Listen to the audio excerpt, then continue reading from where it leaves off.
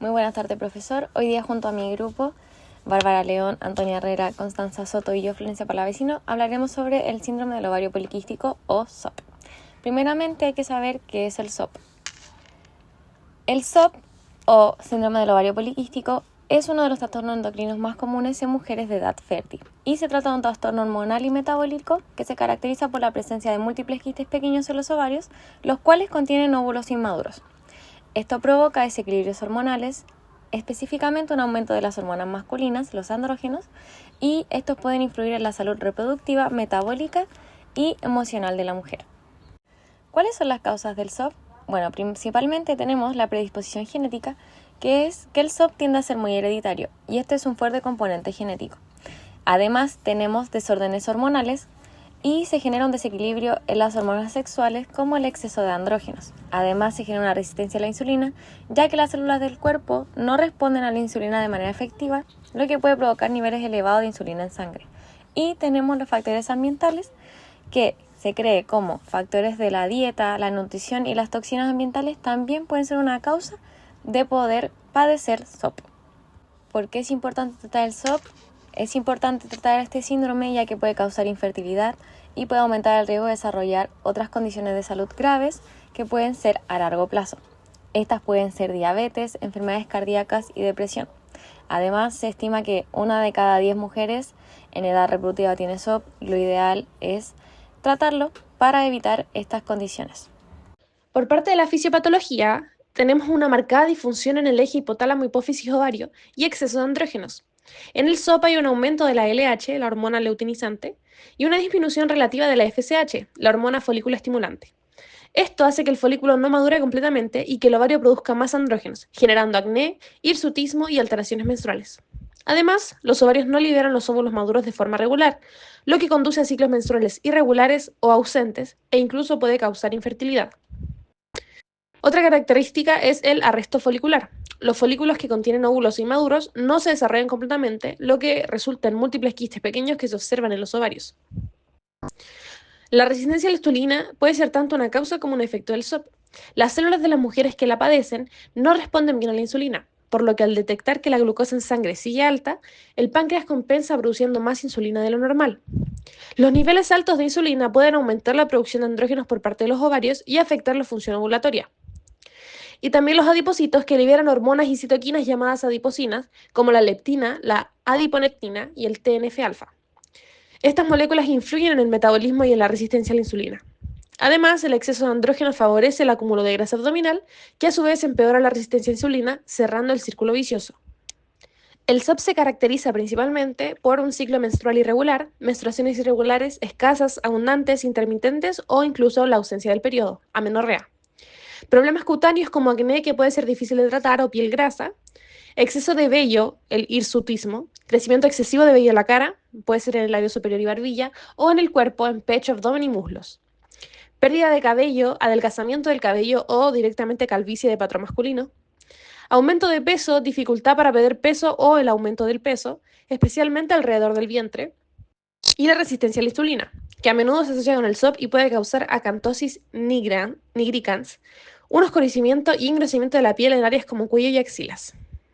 El diagnóstico es clínico y se basa en los criterios de Rotterdam. Se basa en la presencia de al menos 2 de 3 de los siguientes criterios. 1. La oligoanovulación, que son irregularidades menstruales, donde hay ciclos irregulares, menos de 8 ciclos al año o ciclos sobre los 35 días, o la ausencia de la menstruación. En segundo, el hiperandrogenismo, que son signos de exceso de andrógenos que se pueden ver como acné, vello excesivo o caída del cabello, o niveles altos de andrógenos en un análisis de sangre. Y en tercer lugar, los ovarios con aspecto poliquístico en una ecografía donde se observan 20 o más folículos por ovario o un volumen ovárico superior a los 10 ml. Se descartan otras enfermedades para confirmar el diagnóstico, lo que implica la realización de análisis de sangre, una ecografía pélvica y una evaluación física. Los análisis de sangre se utilizan para medir los niveles de andrógenos y descartar otras condiciones como los problemas de tiroides, y también se pueden evaluar los niveles de insulina y glucosa mediante pruebas como el índice OMA, una prueba de tolerancia a la glucosa para detectar resistencia a la insulina. Esta condición no tiene cura, por lo que solo se puede manejar la regulación de los síntomas y modificar el estilo de vida para mejorar los parámetros afectados. En primer lugar, se recomienda una modificación del estilo de vida, que es la base de todo el tratamiento, reduciendo entre el 5 y 10% el peso corporal, lo que mejora todos los parámetros, además de agregar el ejercicio físico, aproximadamente 150 minutos por semana, y realizar una dieta mediterránea de bajo índice glucémico. En segundo lugar, se maneja la irregularidad menstrual y el hiperandrogenismo por medio de anticonceptivos orales combinados que regulan el ciclo y reducen los andrógenos. Antiandrógenos como la espironolactona o la flutamida o el uso de un dispositivo intrauterino con levonorgestrel para la protección endometrial. Además, se recomienda el uso de metformina para tratar la resistencia a la insulina con una dosis de 1500 a 2000 miligramos por día, además del inositol como un suplemento que puede mejorar los parámetros metabólicos y agonistas de GLP-1 en caso de obesidad significativa. En casos donde se busque la fertilidad, ya que las pacientes que poseen esta condición tienen problemas en concebir, se utilizan medicamentos como el letrozol y el clomifenocitrato para inducir la ovulación, además del uso de gonadotropinas en casos resistentes o la cirugía ovárica, aunque es poco usado actualmente. Por último, se manejan las comorbilidades que la paciente pueda tener con estatinas en el caso de poseer dislipidemia y suplementos como la vitamina D o el omega 3.